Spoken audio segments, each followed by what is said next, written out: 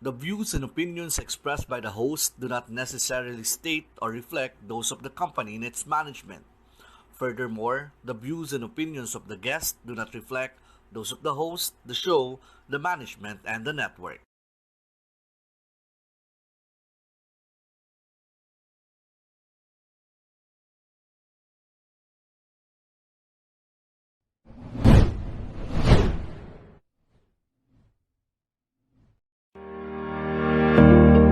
Hi, I'm Mark Valentino and inviting each and every one of you to watch Simply Now on Talk Live channel.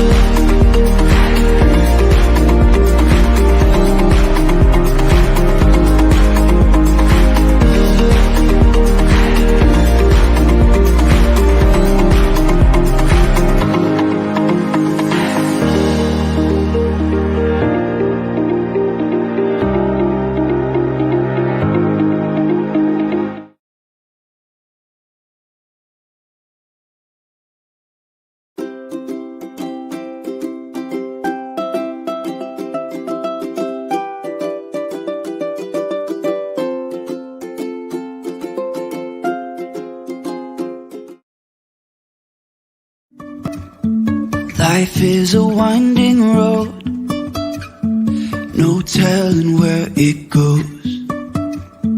Driving through days and nights, won't stop for traffic lights. And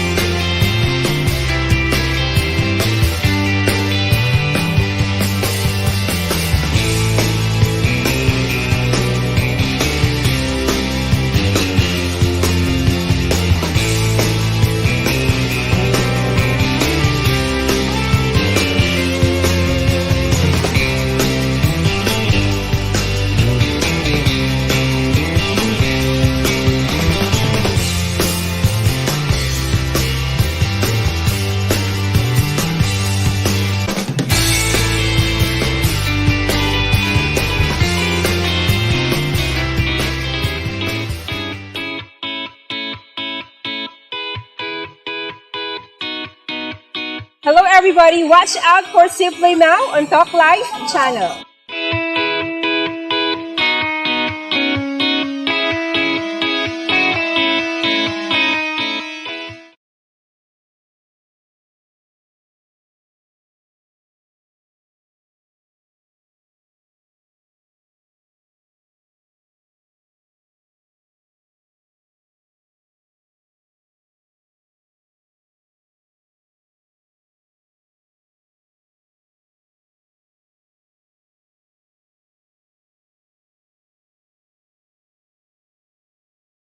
All right, so good evening everybody. My name again is Mark Valentino and welcome to the episode 5 of Simply Mal on Talk Live channel. You know what? My guest for tonight is a very, very special person.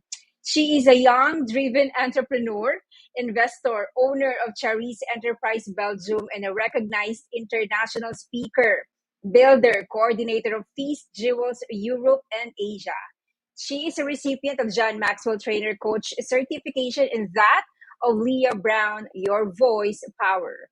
She is a strong advocate of a mission to create jobs and to empower the young women and the young generation in general in a more humane, inclusive, hands on, ethical approach for better living and improved lifestyle.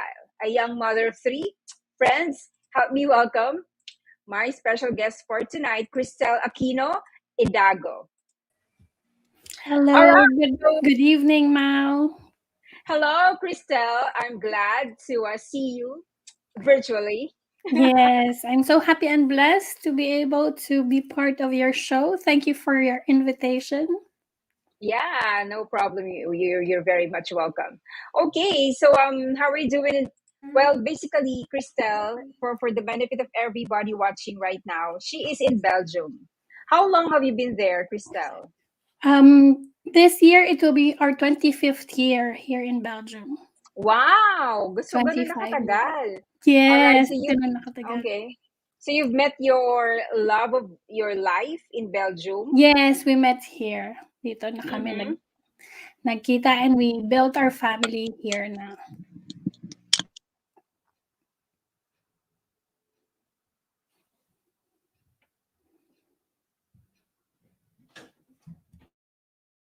All right, so there you go. So medyo nagkakaroon ako ng technical problem with my mute and unmute thing. So okay.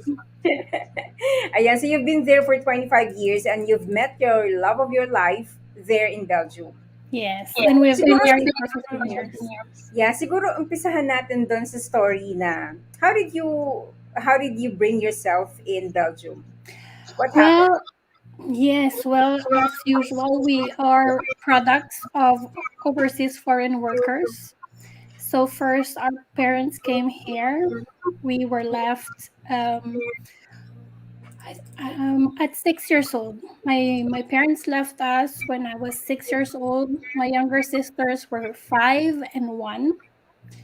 So we were left in the care of our grandparents Mm-hmm. noong 1989. And so while they were here, syempre lahat ng magulang, they want to be able to spend naman their life with their children. So they did everything that they can to bring us here in Belgium. So in 1997, the three of us came with our mother. Mm-hmm. Okay.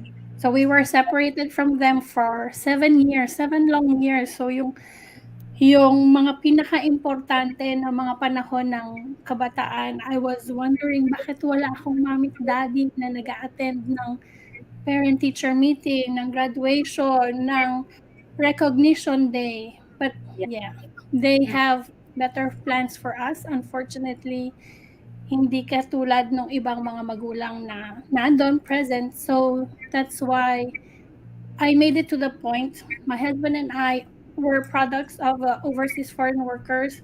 We were separated for a long time with our parents. So pinag-usapan namin mabuti na kailangan namin maging present for our children.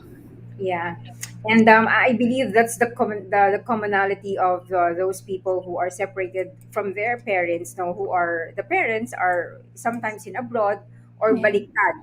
No, minsan naman kasama nila pero yung isang parent na iiwan dito. So I think that's the Yes. common problem. No, you are asking question about why is it like this, diba? Why is it like that, and then eventually you will end up like questioning yourself if you are worthy, diba? Bakit ba ako iniiwan, no? Are you Yes. did you come to that point when you ask yourself na bakit ba ako iniiwan like that? Yes, definitely. Merong ganong time while we were growing up, bakit kami iniwan ng mommy at daddy namin? Do they love us? Parang, bakit ganun? Bakit? But actually, pero napunuan naman nila yon because my mother was nung 1990s, they used to send letters. Wala pang email noon, wala pang FaceTime. So they used to call us every Fridays and we received letters from my mom. Parang 10 pages yata yun every week. Nobela, pero it's how my mom made us feel na mahal niya kami, and Yeah. she wanted to bridge the gap, pagkawala niya, she wanted to be there for us through her letters. Yeah. Mm-mm. Alam mo, malaking bagay yung letters, no? I remember kasi when I have a brother, no, I have brother, na sobrang close kasi kami. He's my kuya. And yung nag-bond sa amin is, lagi kasi siyang nasa out of the country, no? Saudi, doon siya, OFW din siya. So, nagsusulat no, when I was in college. And we usually write letters to each other. So I think the letters, kasi for the young ones, no, for the young generations, they are no longer inclined to that. 'Di ba, Cristel? I believe your kids, no, hindi na ganun 'yan. Na they are they are mostly online, 'di ba? They wanted to do everything online. So I'm happy that your mom is able to bridge the gap, no? So yun yung operative term doon, bridge the gap between you and her, and then show her her love to you. Okay. All right. So, ang ganda ng story, no, kung bakit sila napunta ng Belgium. And although there are painful stories, pero syempre at the back of that stories, meron yung wins and victories. At yun yung pag-uusapan natin tonight. Yes, Ayan. So, bakit definitely. ba Women 2.0? Because you know what? For my viewers' benefit, si Cristel kasi is just an ordinary person who became an extraordinary. Right? Kasi hindi naman malayo na maging extraordinary ka if you really wanted to pursue your passion. Correct? Si Cristel, no, now, she is a certified John Maxwell Trainer, speaker, and a certifier. And paano ko siya na-meet? We haven't met yet, personally. Di ba, Cristel? Ang kilala talaga ni Cristel is my husband, Ariel, kasi pareho silang John Maxwell. But then, could you please share to us your journey, your journey to becoming a global leader as a woman? Yes, sorry. Yes, si Ariel nga, we have been connected since last year because of the John Maxwell certification program. We met through Janet, Toral, and Sarah Lee. So I have met them, and I have been following your Facebook post also kasi very inspiring din yung mga pinopost mo sa Facebook.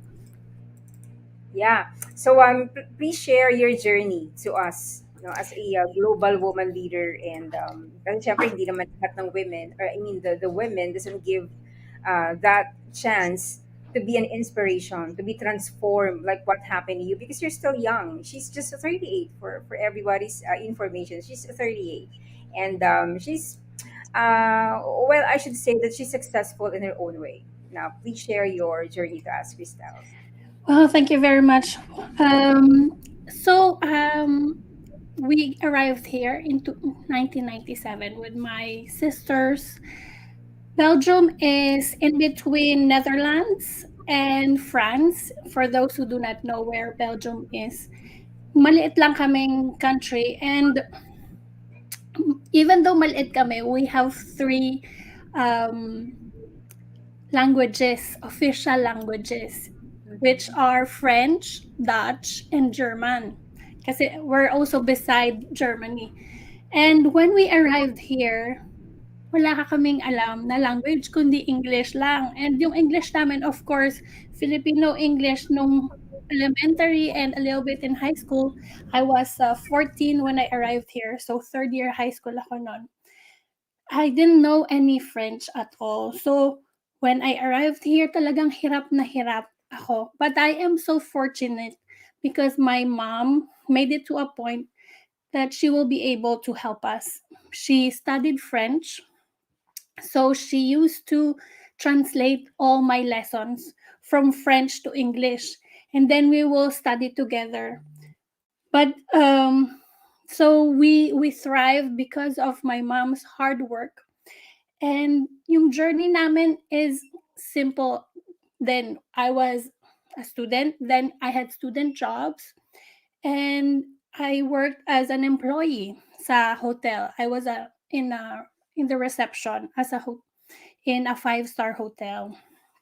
And I am fortunate enough because yung asawa ko, we have the same vision sa pamilya namin, because we felt nga na we didn't want to leave our children behind kapag nagtatrabaho, trabaho, because ayun din yung lifestyle dito. Parents work and then tutulog na lang.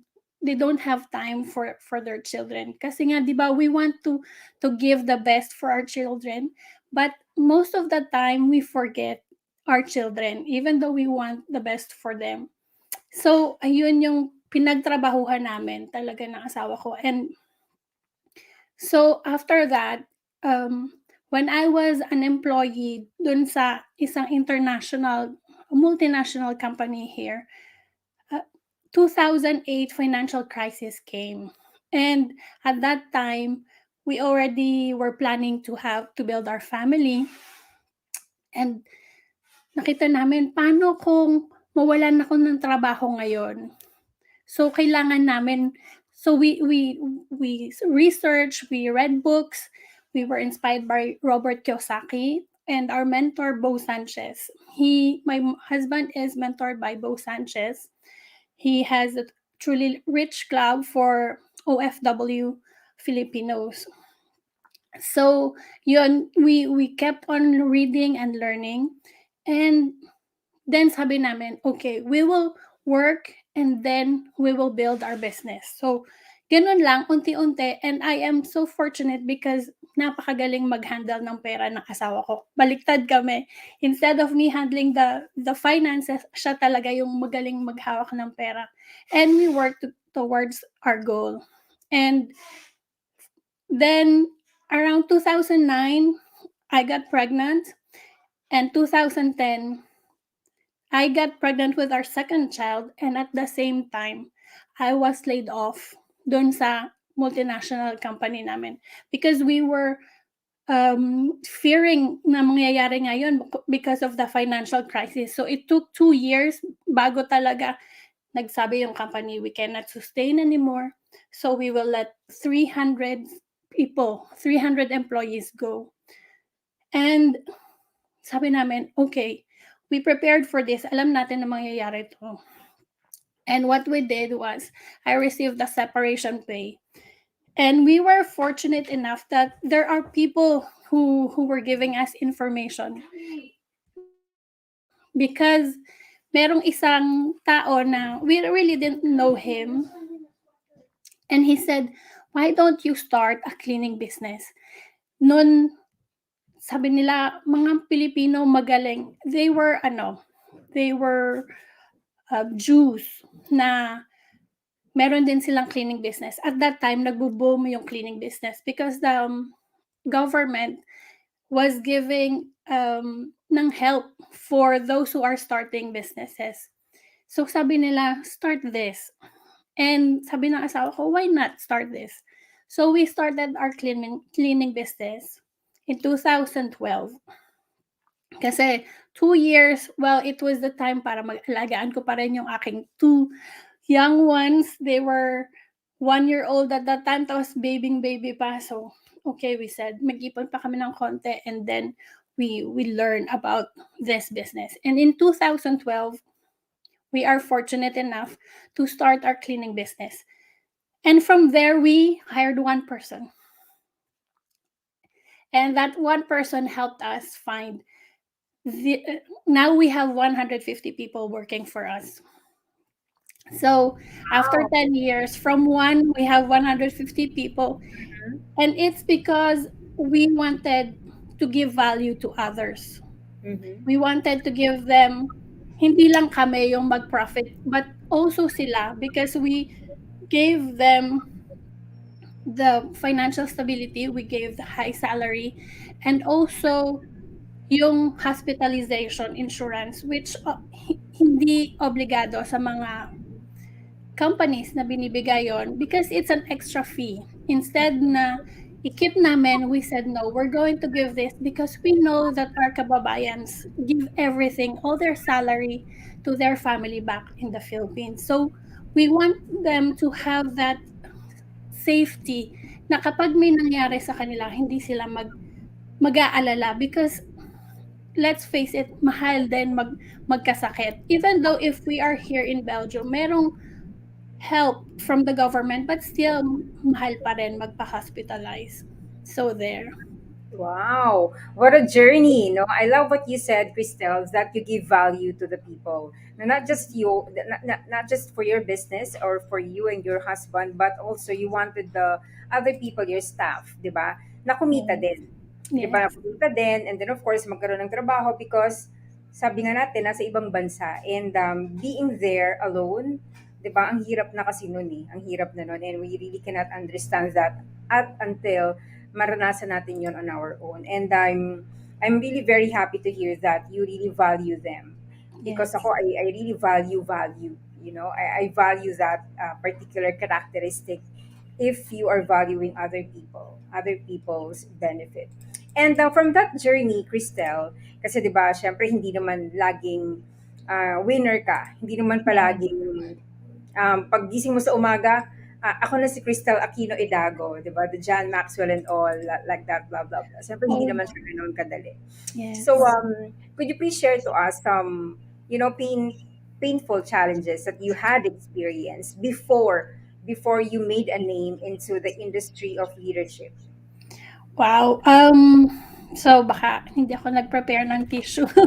So, well, so like I said, when we started that journey ng entrepreneurship, I was laid off. So that's already a start of a painful journey, but we were able to see past that. So we prepared ourselves. And actually after my third son, I was diagnosed with cancer. Hmm.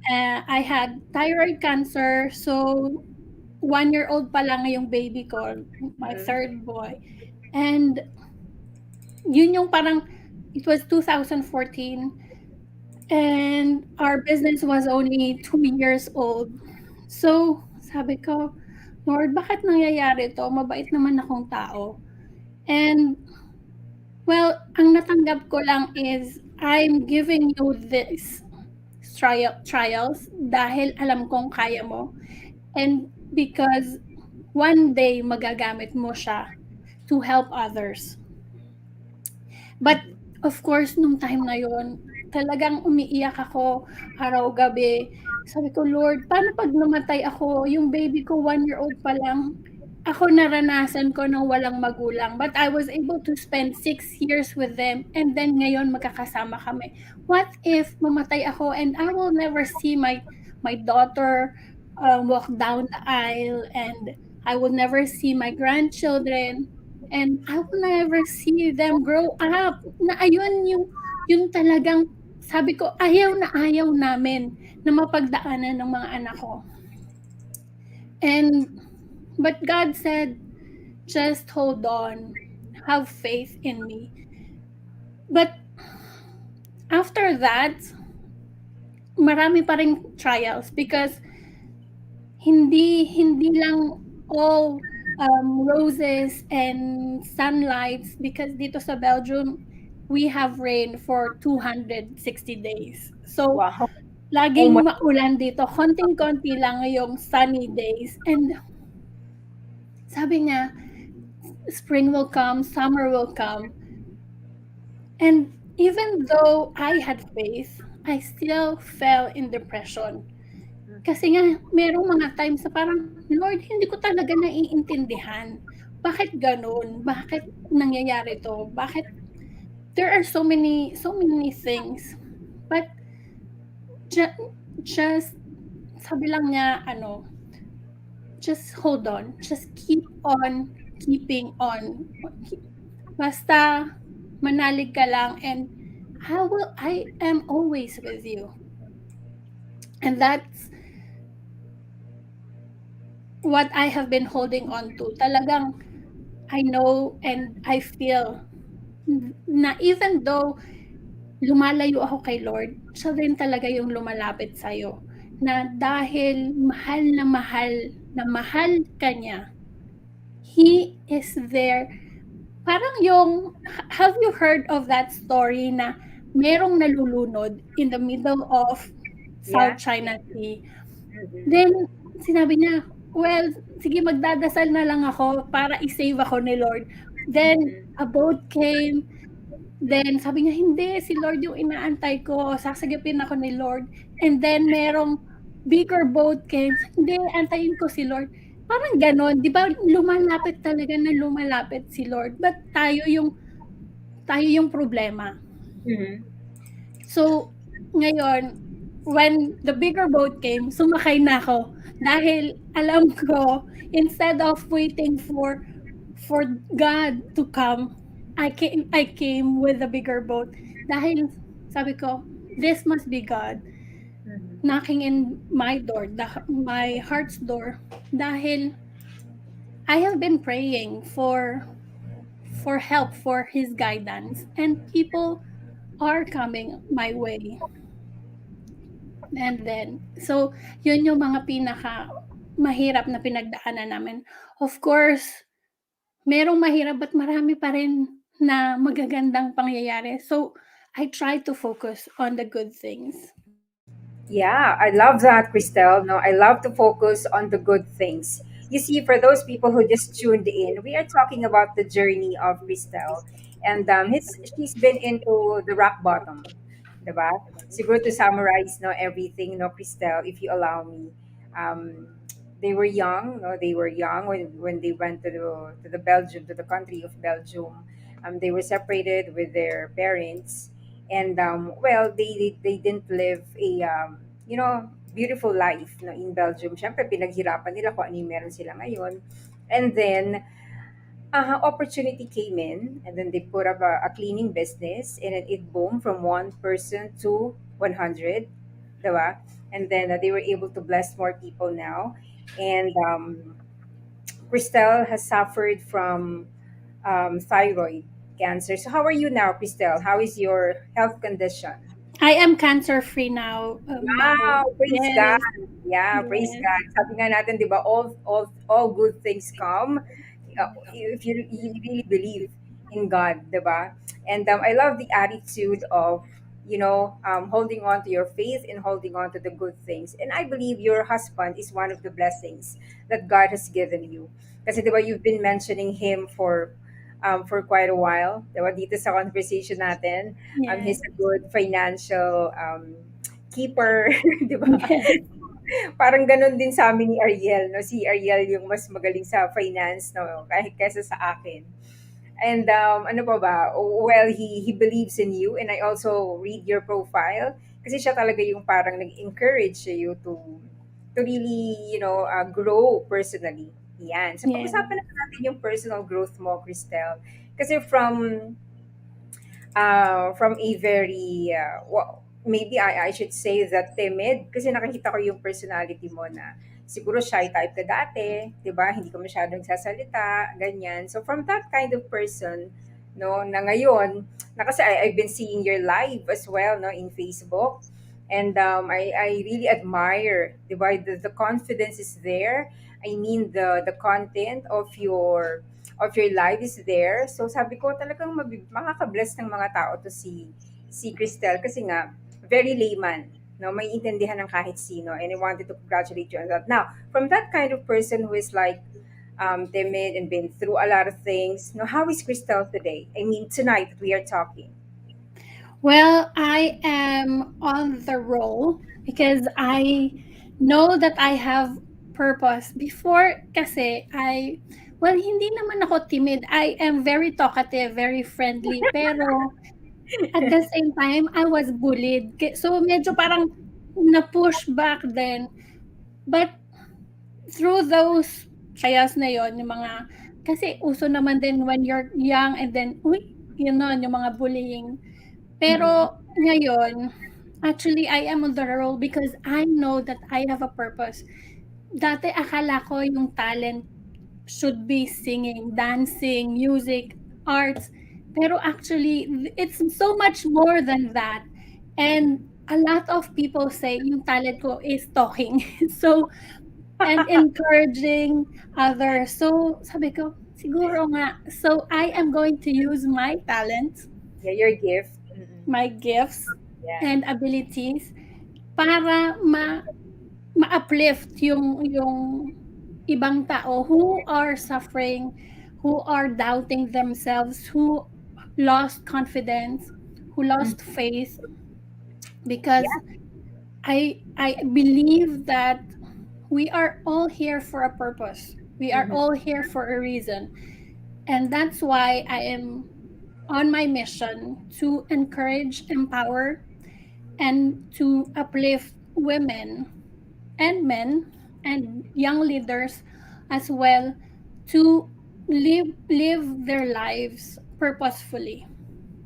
Okay, so talking about purpose, your mission, and in this life, no, Christelle, what is that main purpose of you na nakikita mo ngayon? Kasi ngayon you are in the space of giving back eh. Parang yun yung nakikita Yes. ko sa iyo ngayon eh. You are in the space of you wanted to really help more Mhm. women to be like you, to be like me, to be like anybody else, di ba? Na Yes. dapat ang babae hindi lang nasa bahay, no? Although, 'di ba, I know that you will agree with me that being a housewife is really a very noble. Na yun ang pinaka a noble na trabaho na mangyayari sa atin. Wala kasing break time yan eh. No, I've been Mhm. there. No, I've been there, di ba? I know that you've Yes. been there as well. I've Walang, been there too, yes. yes, oo, walang break time, walang lunch time, wala lahat, di ba? So, but of course, as we grow older and as the years go by, nagbabago. And as of the moment, what is that purpose, the main purpose of Christelle? When I ask you, Christelle, what is your purpose? Ano yung unang-unang pumapasok sa isip mo? Ang ngayon bale, I want to encourage women to to be financially free as well para meron silang time to take care of their children. Ayun yung struggle eh, paulit-ulit na lang our parents left us, tapos we work 9 to 5 and then magluluto, maglalaba, magtitiklop, and gagawa ng assignments. Well, gano'n na lang, The paulit-ulit na cycle. Yeah. cycle. So, I want women of our generation, Filipino overseas women, to be financially free so they have time with their children. Kasi ngayon nakikita natin, children are on their tablets. Kahit ako, I am so guilty on that. Kaya I try my best to put all my meetings during daytime, because in the nighttime when my children are here after school, they say, "You're always on a meeting. You don't have time for us anymore."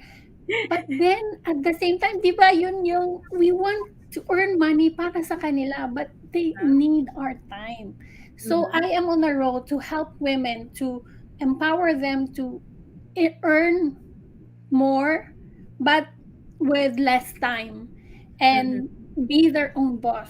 Kasi talagang marami yung mga desires natin na we tend to, ako for example, I studied accountancy because sabi ng mami ko, magaling ka sa math, so you study accounting.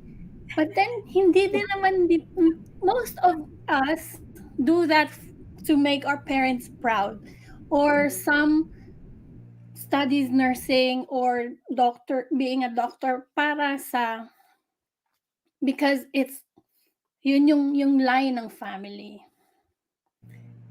And so, hindi yun yung talagang desire of your heart. So now, I ask women, what do you truly desire? Ano yung gusto mo talaga? And that's where I want to use my purpose. Okay.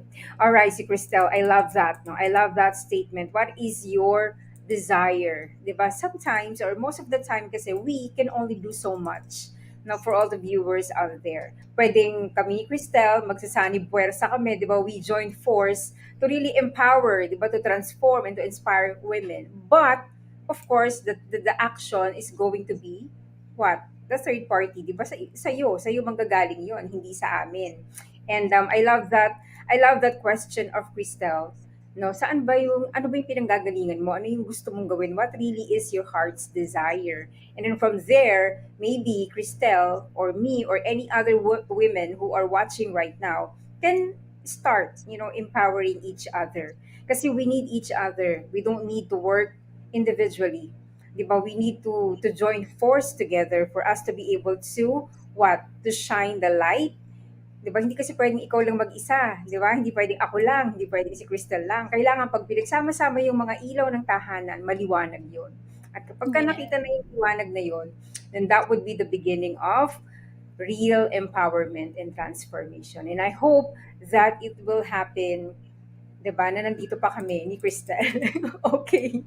All right. So there you go, Crystal. Ang dami na natin pinag-usapan. But before we move on, I would like to just again thank our sponsors. So I would like to say thank you to my food. All right. Wala ako. Okay. Thank you, Kayani, for my food supplement. Thank you to the Masterminds Institute Training and Development Center. So if you need leadership training and personal growth, life coaching, and confidence coaching, so please don't hesitate to call us. And syempre, please purchase the book of Ariel Tolentino, Significant Living. May copy ka na ba, Cristel? No, not yet.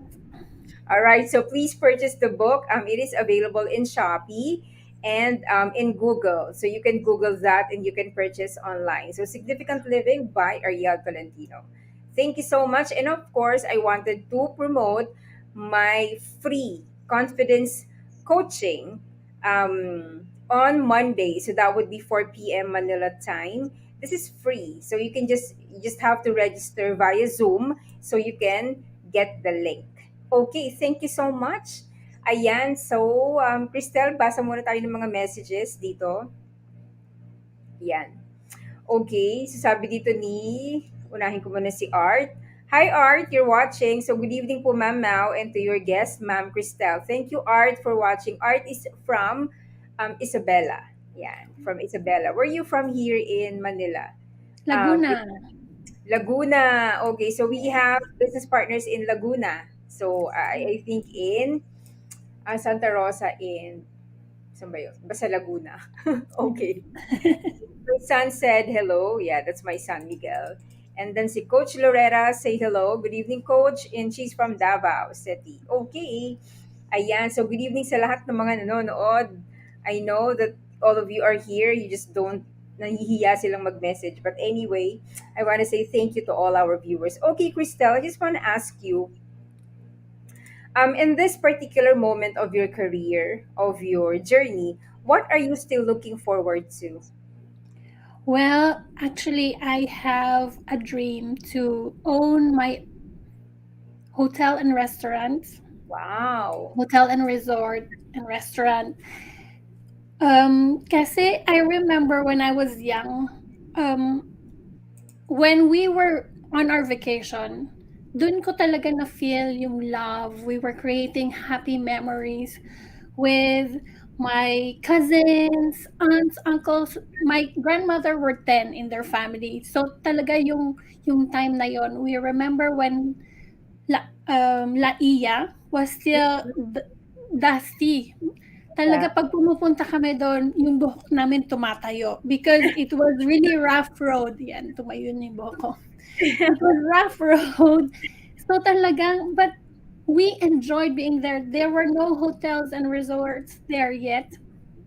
And we used to bring our mattresses, tents, talagang as in just be there with the family, and yung mga lolo and lola will cook. But of course now in 2022 it will be different, but still my aim is to bring family closer together and build memories. So ayun yung aking, I still look forward to that, and I know and I believe that one day it will happen. Wow. Yeah, gusto ko yun, bringing family together and build memories. Kasi Sa ngayon, hindi na siya nangyayari, di ba? Because of the pandemic, di ba? We are not allowed to go out together. We are not allowed to spend time together outside our home. But there is a positivity, di ba? Um, in this adversity na tinatawag. Di ba? Dito sa bahay, magkakasama kayo palagi. Di ba? Yun naman yung positive noon. Yeah. And then, talking about the pandemic, Christelle, di ba? What still is the best thing that happened to you in this year of adversity, like the 2020 up until 2022? Wow, good thing that you asked me that because actually I discovered myself during the Wow. pandemic. Well, the motivational speaker leader is more my husband. He has been a speaker for since he was 17. So he was preaching and speaking in front of many, and he inspired me. And I thought na hanggang asawa na lang ako, housewife or businesswoman. But kasi nga, ayun yung passion ko, talking. So, during the pandemic, I discovered myself that where I am good at. And there I have been learning from different mentors, John Maxwell, Les Brown, Bob Proctor, and Tony Robbins, Robert Kiyosaki. Talagang I've dove into their materials and I have learned so much from them. Before, super tamad ko magbasa. And now I just gobble everything up and learn from them. It's so inspiring because kasi naranasan ko na eh. Now I am learning so many people, learning so much that I want to ex- to express myself to help others through what I've learned and to give hope to them na hindi hanggang dito lang. Hindi pandemic, hindi it shouldn't stop you.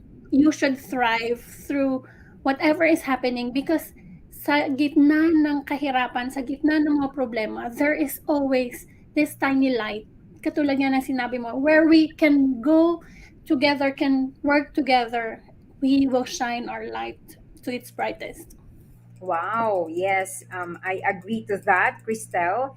And I love that, discover yourself, find your passion, and then you take action. Because without the action, of course, that would remain as a dream.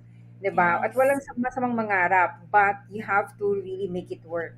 And gaya nga ng nangyari kay Christelle, she made it a point na she worked for her dreams. Diba? She worked hard for it, pinaghirapan niya yon kung ano man yung narating niya ngayon. And I believe lahat ng mga successful na tao, hindi yan naupo lang at nangarap. Diba? They Yes. took action and they took risk. Right? So never afraid of taking the risk because somehow yun yung nasa likod. Ang nasa likod nun is the golden pot of gold. Diba? Yon. Yes, definitely. What is risk, kumbaga? Ano nga ba yun? It's only the unknown. So, when you go beyond your comfort zone, alam mo na. So, Yeah, do yeah. not be afraid, no? Parang ganun yung sinasabi na. Yes. And And, this comment, no, Christelle, basahin lang natin to. From yes. si Art that is also an author. Okay, and then he said that I support empowerment for both men and women. We need to empower each other. Yes, I agree to that. And I believe Christelle agrees too. Be with authentic and positive people so that we can influence the world with our voices to become better, productive, and God fearing citizens. And by so doing, we can heal the world when many are also having positive mindsets. Thank you for that very beautiful insight, Art, no, author Art. Ang ganda ng statement, ang ganda ng sinabi mo. And I agree to that personally. What about you, Christelle? Yes, I agree. We can really heal the world. We can make a difference. Katulad nga ng sinasabi ni John Maxwell, we can change our world by coming together. Yeah. I remember this Swedish girl, yung nag-protest dun sa paggamit ng mga plastic. She was by herself nung umpisa, hindi ba? And she was very young. And now here in Europe, we don't use as much plastic anymore. Minsan, it's difficult because with paper bags, Yeah. napupunit kagad when you buy so many things, napupunit yung paper bags. I said, talaga, someone can make a difference. One person can make a difference. And how much more if we get back with together, Mm-hmm. hindi ba? Yeah. Yeah, I believe on that. And sana tayo, no, yung mga kababaihan na nakikinig ngayon, let's stand up, 'di ba? It's time for us to be heard. It's time for us to be seen. So, wag tayong matakot, 'di ba? It doesn't matter what color, what race, what country or whatever religion you came from or whatever you believe in. Ang importante is that you know your passion, you know your purpose, you know your mission, and you are willing to take action and to take risk. Okay? Yes, So I there you go. believe. Yeah, Christelle, I'm really having a very, very great time talking to you. And ang bilis ng oras natin. So I'm gonna ask you my trademark question. Ayan. Oh, madali lang naman to. So I'm gonna show this now. All right. So if you had a chance for a do-over in life, what would you do differently? If you had asked me that before the pandemic, I would say I will do everything over and over again. Everything. But now I love myself the way I am now. So I will not do anything differently now. I Okay. will, because I have learned so much now that I love myself more. I love my family, and I know that I am taking action towards my goal. I'm not going to do anything differently. Wow. Yeah, I love that. Love yourself. Because sabi ko nga, lagi ko itong sinasabi, no, Cristel, if you hear me say this, di ba, you cannot give what you do not have. So Yes. if you don't first love yourself, then what more can you give to other people? Di ba? Especially to your loved ones. So, self-care, self-love is not selfish at all. Yes. It is about loving yourself so that you can love others more. Now, final message, Cristel, and if you wanted to promote something, please do so. Yes. Well, I am a co-author also of Cultivate Your Mindset to Success. Wow. And yes, we are 19 women and men from all over the world Mhm. who wrote our journey, how we changed our mindset, how we became successful. And I believe if you believe you can, you are right. And Mhm. if you believe you cannot, you are right too. So, whatever you believe, whatever you have in your thoughts will become a reality. So, kailangan kung maging positive. Minsan, it's difficult sabihin ng mga tao, positive, positive, ganyan. Hindi madali yon. Yes, hindi madali. That's why we need to work hard on working on our mindset, on working on our thoughts. Kasi kung ano yung nasa thoughts natin, nandun yung feelings. Our feelings go with it. And all our actions also follow. So, when thoughts, feelings, and actions go together, the results are there. So, kung ano ang finifeed mo sa mind mo, that shows sa mga results mo. So whatever you feed into your mind should show into your results. Kaya kailangan lahat positive. You need to work hard to change your mindset. Dahil sa ating mga Pilipino, marami tayong mahilig sa mga drama, mahilig sa mga chismis. So puro negativity, hindi ba? But why Yeah. don't we spend time working on ourselves, working on our thoughts, para maiba yung buhay natin. Because Tama. we were not different at all. Hindi because some of the young of the generation na kasabay ko are also cleaning now. Dahil, ayun yung mindset nila eh. Tagalinis yung magulang ko. I'm here in Belgium, so magiging tagalinis lang din ako. But iba yung we worked hard on ourselves. We worked hard on our thoughts. We told ourselves, dahil nagpakahirap yung magulang namin, we will show them our gratitude and we will thrive para ipakita sa amin na yung pinaghirapan nila didn't go to waste.